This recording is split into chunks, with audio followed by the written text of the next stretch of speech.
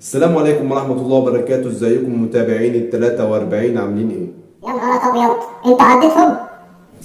3 مرات. اسألك سؤال واحد بس يا محسن، انت بتدخن يا محسن؟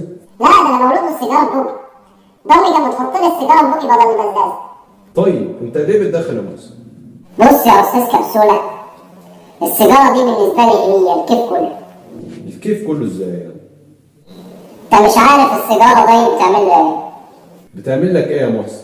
السيجاره دي بتنسيني ضغط الشغل وبتخلي مزاجي عالي العال. ده كده فل الفل. ما تعرفش يا محسن ان السيجارة الواحدة بتدخل لجسمك 7000 مادة كيميائية، منهم اكتر من 70 مادة كيميائية مسببين للسرطان؟ يا بوي، 7000 ماده في سيجاره واحده؟ ده انا بشفط العلبه كلها في يوم.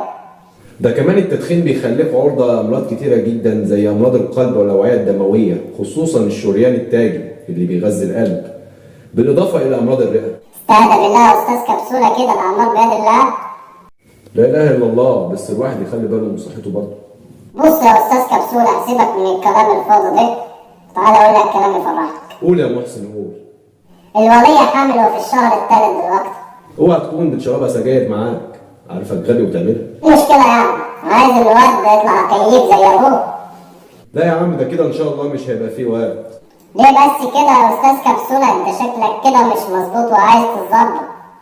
ليه بس؟ ده أنا عايز مصلحة. مصلحتي ازاي؟ المواد الكيميائية السامة اللي في السيجارة هتروح المشيمة وهتمنع من وصول المواد الغذائية اللي بيحتاجها الجنين، فيحصل عندك 3 مشاكل. يا إما مراتك هتولد بدري عن ميعادها، أو تولد طفل وزنه صغير، أو الطفل اللي يموت لا قدر الله. طب انا هخلي الوليه ما تشربش سجاير خالص. عين العقل، بس أنت كمان ما تشربش سجاير جنب الولية عشان الوقت. طب بص يا استاذ كبسوله، انا عايز اخلص من السجاير دي اللي بشربها كل يوم. اعمل ايه؟ العمل عمل ربنا. ونعم بالله. في الصيدلية بدائل النيكوتين اللي موجودة في السيجارة. طيب بناخده من بره ليه؟ وهو موجود في السيجاره اللي عم نشربها كل يوم. يا سلام، سلم على مخك البلالان. يا بحر العلم، يا ترعة المفهومية، يا فيلسوف الحمير. لا ما تتحسبش كده. طول ما انت بتصطبح بالسيجارة النيكوتين بيخش جسمك، وده اللي بيعمل لك ادمان. واول ما توقف التدخين هيجي لك اعراض انسحابية، فعشان كده لازم تبطل تدريجيا. وده اللي موجود في بدائل النيكوتين اللي موجودة في الصيدلية. تمام يا استاذ كبسوله، الف شكر. في حل كمان بس عارف انك مش هتفلح فيه.